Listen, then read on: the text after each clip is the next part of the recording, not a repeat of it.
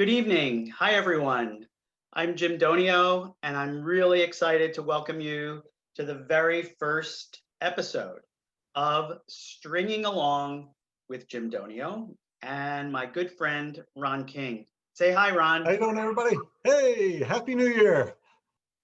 We have been talking about doing something like this at probably, every dinner and social function we've both been to for a while.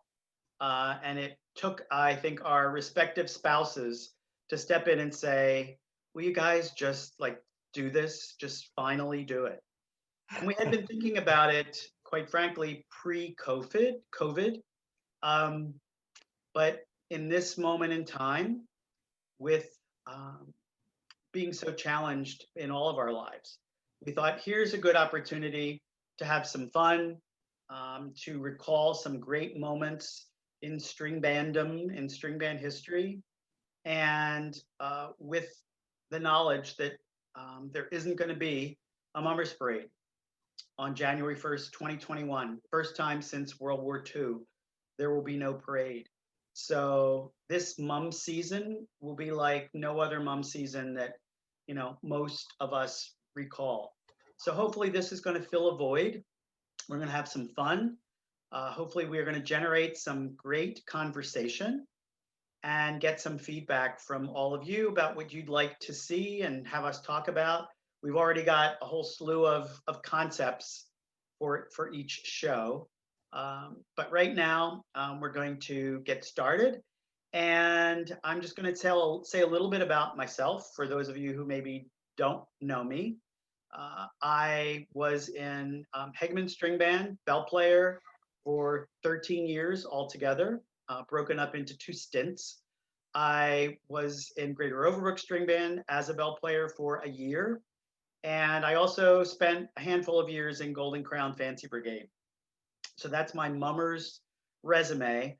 But what maybe a lot of you might know me for is the 3 years that I was very, very fortunate to be in the broadcast booth at two stations in 85, 86, 87 to help give commentary in 85 and 86 for the string bands. And I actually got to do the entire parade in 1987. So that's my Mummers resume. And Ron, tell us a little bit about your Mummers resume. Well, for those of you who don't know who I am, my name is Ronnie King. I am the son of James J. King Sr., one of the founders of the Garden State String Band and one-time captain. He is a Hall of Famer, and I am the fifth wheel of the brothers, King James or James King Jr., Tom King, Joe King, and Bob King. It's a family tradition that I was born into, and without it, don't know what I would be doing. And that's why we're here, because we're out without it right now, but not for long. We're here to talk about our memories and share these things with our friends, families, and we want you to share them with your friends and families as well. We can never let go of these memories because once we forget them, we go away. As long as we don't forget them, we're still here. And what bands did you perform in, Ron? Really, Jim? You're going to go there? You're going to go there. Okay. I have to do this on my hands now. Just give us a quick So, list. South Philadelphia, Garden State, Woodland, Furco, Quaker City, Trilby. I'm sure there's one that I'm missing in there somewhere, but I can't think of it all. Somebody will put it in the comments. Somebody will put it in the comments. Yes. They know my collection of jackets better than I do. And a former captain for several years at Trilby. So in future shows, we are going to devote at least one show to our own personal marching and performance histories. I was the drill master for Hegeman in 1984, never captain, but we will devote some time to that. So tonight's show and our series, we are really grateful to let you all know that our sponsor, someone you all know, Angelo Lutz and the Kitchen Consigliere Cafe in Collingswood, New Jersey. If you've never eaten there, we certainly encourage you to go support the business, particularly through these really difficult times. You'll get a great meal, you'll get a great experience, and we are very, very grateful that Ange has said, hey, if you're doing this show, I got to be the sponsor. So we thank him for that. Tonight's show, our first in the series, is going to be called The Amazing 80s. Ron and I kicked around a lot of ideas to start off with, and it occurred to us that the mid to late 80s delivered some really classic string band performances for a number of reasons, for a variety of reasons. Now, we know that everyone's going to have their own opinions about what were the classics over 120 years, let alone a handful of years in the 80s. But these are our opinions.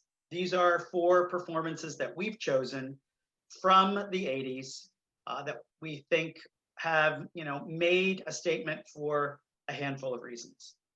So, the Amazing 80s, we're going to start off with 1984, Frailinger String Band, first prize, The Jokers Are Wild. Take a look.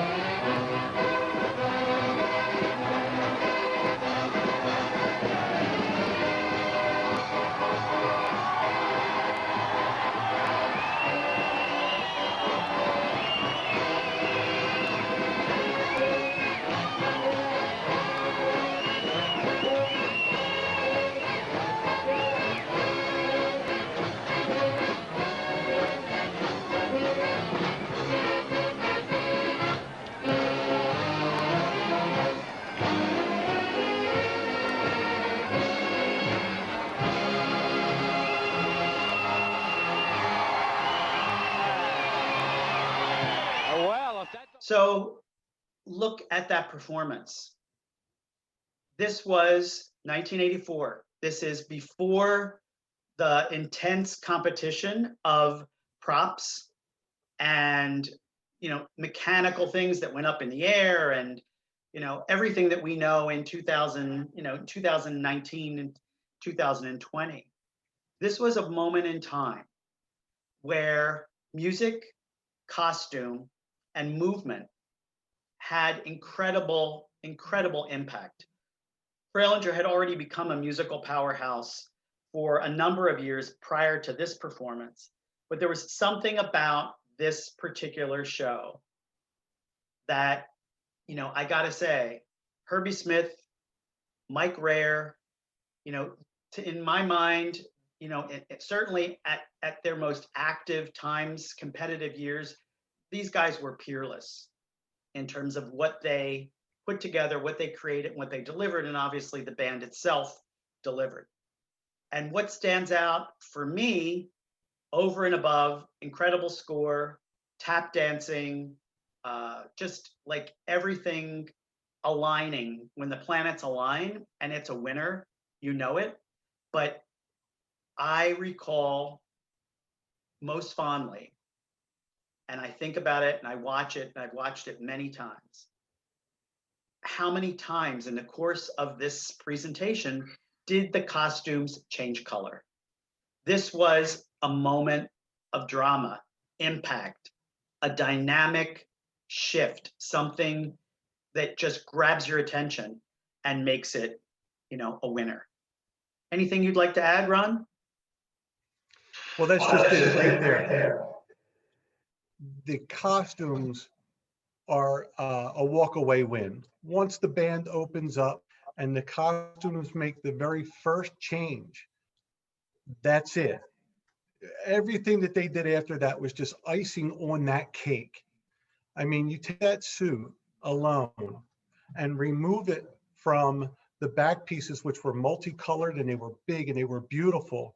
And the way that Mike opens the band to make this statement, when those jokers come forward and then they turn to make the first color change, they pretty much seal the deal right there. Yeah, when they come forward, you and I had discussed earlier on that they had made maybe about 4 or 5 changes overall in the course of the 4-minute routine, right? But I was nerdy enough to sit there and count the individual people when they turned singularly. And I came up, because you can only see so much on TV, but what I saw on TV was 52 times those guys were turning to change the color of those costumes from white to red and then back again 52 times. Now, it might be more than that, but that's how many I counted. That's crazy. This is also when Herbie is establishing himself as what I call the king of overtures. The music is just unreal. It is so heavy. You feel that rendition of Pop Goes the Weasel of all songs. You feel it go through you, and you know that it's coming for you. You know, one thing that Fralinger always called themselves, and they deserve the title, the Wall of Sound. The Wall of Sound. Yeah. And for that 4 minutes, that's what they were. A wall of sound, along with that great show and the costumes as a topper. Yeah. So let's move on to our next performance. And what's that going to be, Ron?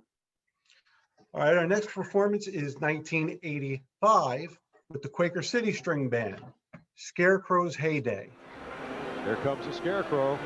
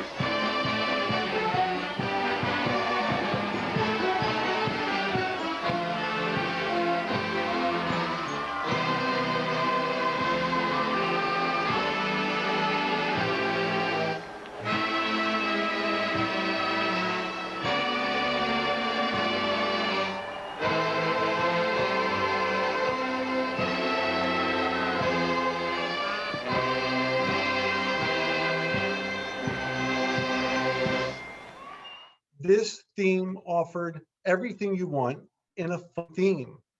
It was a singular character. It was fun time music that everybody knew, every song. You could sing along with it. In fact, if I could, bend your ear for a little while longer, I'd sing it to you. I don't think you'd like that. But anyway, along with the drill of Jim Muller, the choreography was spectacularly done by Dennis Quayle. This is Dennis's probably 4th or 5th year working with choreography to this level. I mean, this is a pro level. And not only did they send out 6 dancers, which was common back then, they sent out 10. And so it gave it a bigger look. And like my friend over there, Jim Donio, said in the booth, the reason why Quaker City won, what really sealed the deal for them that day was Bob Shannon Jr. danced. And boy, did he. He comes out, "You Are My Sunshine" with the big frock on the front of him. He looks spectacular. But when he comes back as a golden scarecrow and he dances with that line, it's a done deal. And the competition, by the way, that particular year, it's a little staggering. In fact, all the years that we're going to be talking about are staggering when it comes to the competition. But they had that special something above the second prize band, and that was Bob Shannon dancing with that line. Yeah, I was in the booth. That was my first year in the booth. I was excited and nervous and proud and honored to be doing that. And that was my takeaway. That was my takeaway for everyone to really kind of digest as they're leaving, to say, what was it? What was it that made the difference? And if you've got a 6'10.5" just showman dancing in a chorus line for the first time, again, as we're, as a theme of what we're talking about tonight, these moments of impact. Sadly, we've lost Bob. He was just an extraordinary showman, person, friend, husband, father, grandfather, just an amazing, amazing person. And we miss him. We miss him very much. Yeah. So I've often said of Bob Shannon, because I was proud to be a member of Quaker City for the number of years that I was there. And the greatest thing was marching behind Bob. And everywhere we went, everybody knew him. And even if they didn't know his name, they knew he was the big guy from the parade. Mm-hmm. They knew he was the mummer. And he was the Philadelphia Mummers. He was the Philadelphia String Bands. Yeah, yeah. He was an ambassador for all the good that we all do and that we are proud of in terms of the Mummers. So let's move on then to 1986. And who are we going to highlight for 1986? Okay, this is another band that I never realized how much of a fan I was of this particular band until I went back and started doing all this research of things I thought that I knew that I really didn't. So when everybody out there thinks that I'm a mum freak, I'm not. I'm nowhere near some of the information that some of our friends out there have. But this next band, 1986.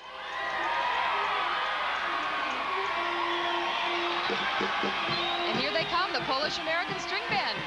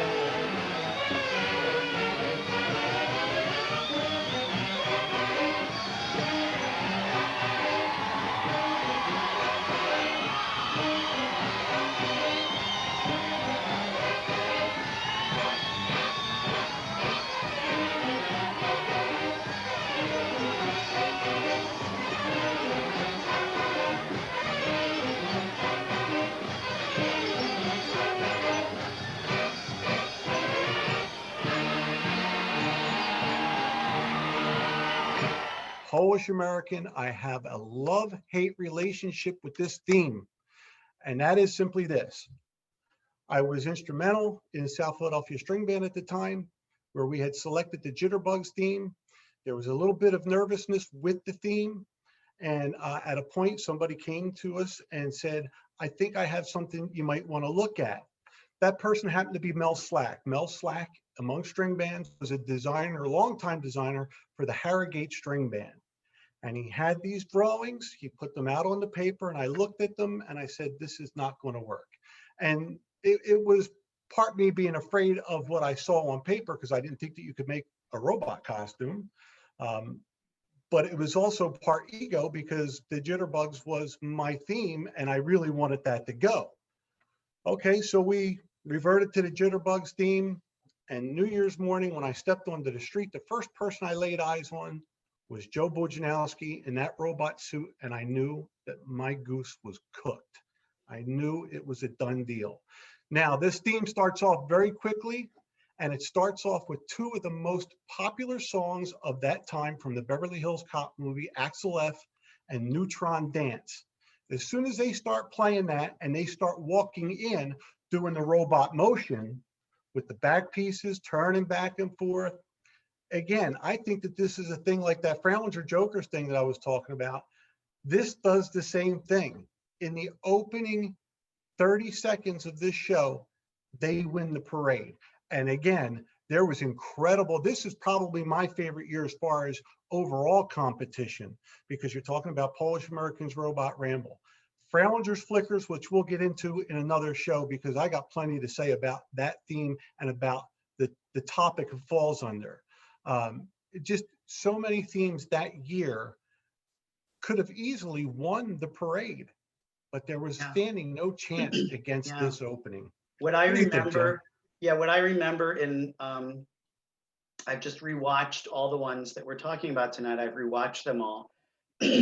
What I remembered, because I was in the booth for that year too. I remember Captain Ray Danielewicz, who also sadly is another legendary captain that we've lost. Ray was just a fearless advocate, hardworking mummer, for his band. And once he retired from being a captain, he was a very, very strong proponent and worker to make the string band division in the parade everything it could be. And we definitely miss him as well. But I remember he had this like remote control, just this little box in his hand that obviously this was his robot Ramble, Dr. High Tech and his robot Ramble. And he was he was guiding their movements. And you had to take them like a beat to sort of, to get that. Because even if you're there in person, you're not watching it on a screen, you're looking at the full spectacle. You don't necessarily zero in on these specific points, but for obviously being in the booth and having researched and worked on what I knew I was going to see, so I could impart what I'm seeing to the audience, thinking about how they came up with what they came up with to do it. This whole notion of a computer and him being able to operate the robots in his Ramble, all these little touch points, like you said, if you're a judge and you're looking at this, there's just so much to be said for several points that I always think about when people are asking me, like, what did you think? What did you think? It's momentum, and it's energy, and it's dynamics. Not just dynamics in the music, because that's a whole other thing, and we're going to have a week when we talk about musical scores, but dynamics in terms of the overall impression that's being made. And sometimes it's a small thing that just sets the performance on course to be a winner. And the four that we're talking about tonight are all winners: 84, 85, 86, and we're going to jump momentarily to one more from the amazing 80s. And that performance is also, really notable in terms of originality and creativity because it was the first,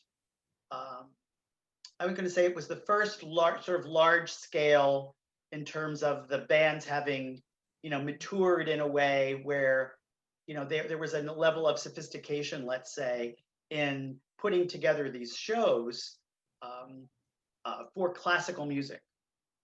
And that is 1988. It is also first prize. It's the fourth of our 4 first prize themes from the amazing 80s. It is Greater Kensington String Band with what I've got to say, in my estimation, is one of the best titles that ever existed, and that is Go for Baroque.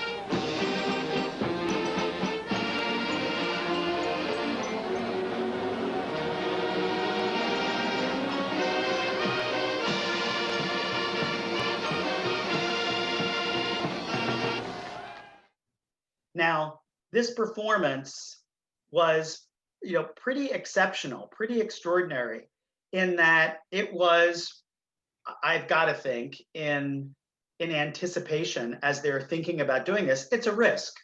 This is a risk-taking performance that, to my way of thinking, having been in bands and having to sell themes to people in a band like you have as well, to get people to say, let's do that, I could certainly see where there would be naysayers to say, you know, how are we going to accomplish this? Now, this was a very young captain, Joe Lippincott, who had been their drill master, their presentation director, and then marched in his first year as captain just 1 year prior to this. So he only was captain for 2 years.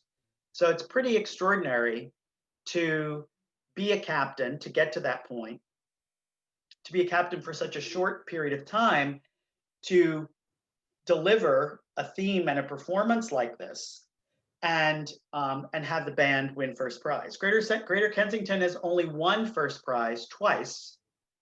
1979 with Oz Odyssey, and this is 9 years later with Go for Baroque. The characters, the characterization. This is a character theme. This is a theme where you've got to really buy into, you know, the makeup, the wigs, the actually somewhat non-mummer costuming, even, because it's very different. It was the first classical theme.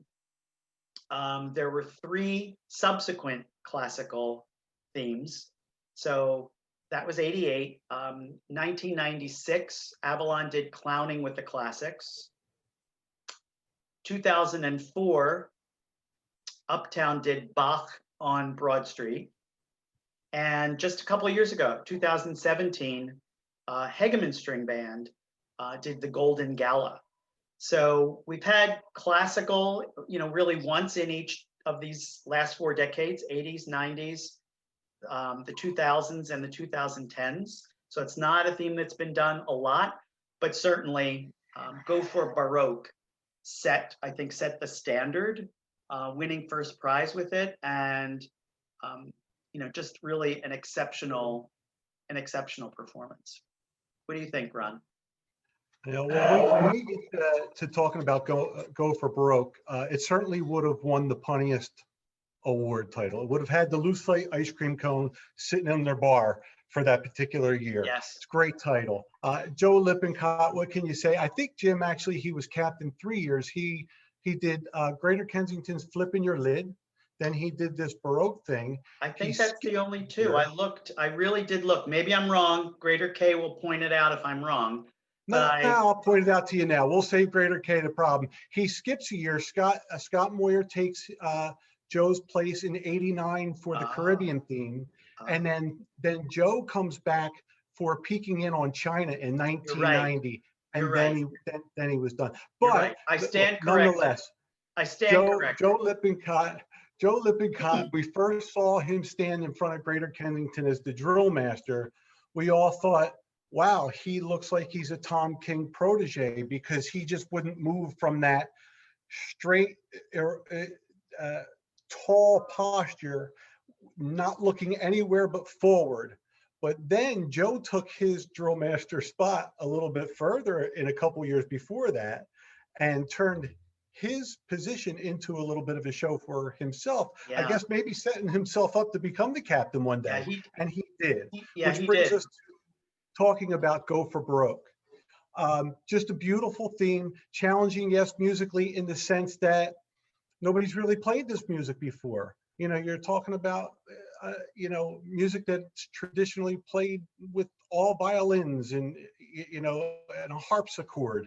And how's that going to sound on, you know, 30 horns and bass fiddles and drums and everything like it? But they pulled it off. I mean, it was beautiful to look at. When they open that up and Joe comes out in this long Mozart, you know, Amadeus Mozart costume, and we're going to talk about a lot of bands who have had great moments, and me and Jim been knocking it around. It's called moments of impact. Every time you see Joe Lippincott in that show, it's because he's outstanding in the character, um, and he's having fun with it, and the band's having fun with it. I'm not even sure. I would have liked to have been at their club New Year's night, because I'm not sure that they probably didn't think they had a chance. It's probably just a nice theme. Let's try this out. Let's see what happens. And they come in with this thing, and it was one of the most different themes I think that we had seen. It was so unusual. Yeah, it was so different. It was so unusual. I think probably other bands thought, yeah, it's different. It's going to get, it's a top 5 theme. They did it well. And Joe had stage presence.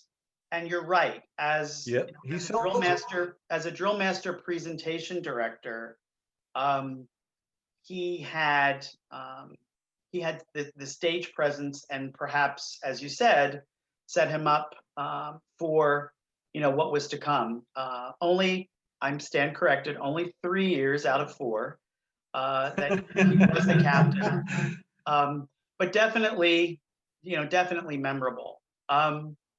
Those are the 4 that we've selected for our first show to talk about the amazing 80s.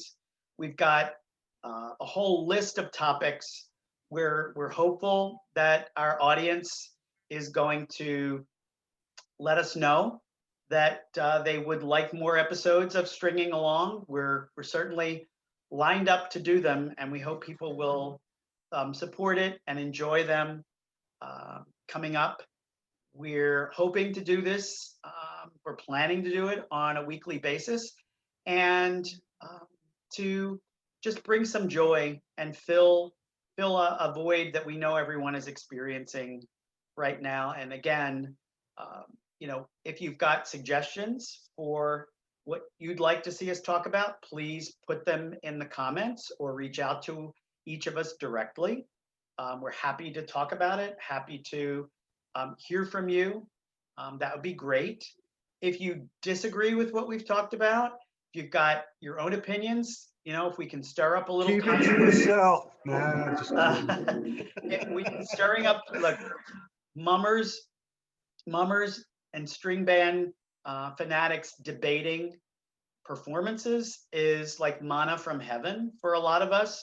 So definitely, stir it up, create some good debate and controversy.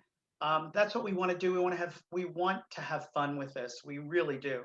And we're really, again, so grateful to Ange for stepping up immediately and saying, if you guys are finally going to do this, because you've been talking about it for so long, you're finally going to do it, I want to be the sponsor. So thanks again to Angelo, Lutz, and Kitchen Conciliere Cafe in Collingswood for being our sponsor.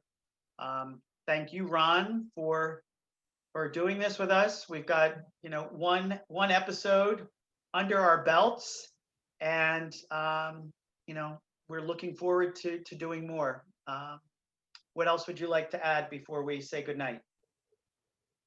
Well, I mean, I'm just going to echo what you said. We were really looking forward to reaching out to all of you and sharing these moments with you, our opinions. We're even going to pause for a moment to give honorable mention to a couple of themes from these amazing 80s that were also awesome themes. Look, no one can forget 1980, Frailinger's Cowboys, Showtime at the OK Corral.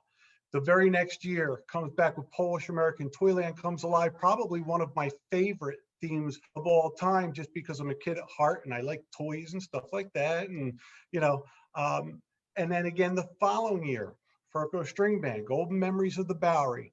It's a theme that something occurs, a moment of impact in that theme that changes everything for a lot of string bands to come after that. So we don't want to forget those bands. We know Polish American, one on the opposite end of that decade, and we are really looking forward to having fun with you out there watching and listening. We know that we are looking forward to your comments, good, bad, or indifferent. We're looking forward to your input, and at some point, our goal is to bring you in on it in this sense. Jim and I aren't the only two good-looking guys in South Jersey. Eventually you'll see, or in Philadelphia for that matter, eventually you'll see, hopefully, another person with us. It might be a musical director, a drill master. It might be a monk freak like we are. Yeah. And so thanks for sharing this time with us. And again, Jim, if you didn't drive this car, it wouldn't move. Jim, I mean, look, it's true. Our respective spouses said, do a podcast. So I'm thinking, let's do a podcast. And Jim had bigger ideas. He's always the bigger thinker. He wants to move this forward for the mummers community as a whole. And hopefully you've enjoyed this one, and hopefully there'll be a lot more to enjoy. Thanks, Jim. Thanks, Ron. Good night, everyone. And we'll see you for the next episode of Stringing Along with Jim Donio. What? Stringing along. Stringing along. We're going to string along. Stringing along with Jim Donio and Ronnie King. Good night, everyone.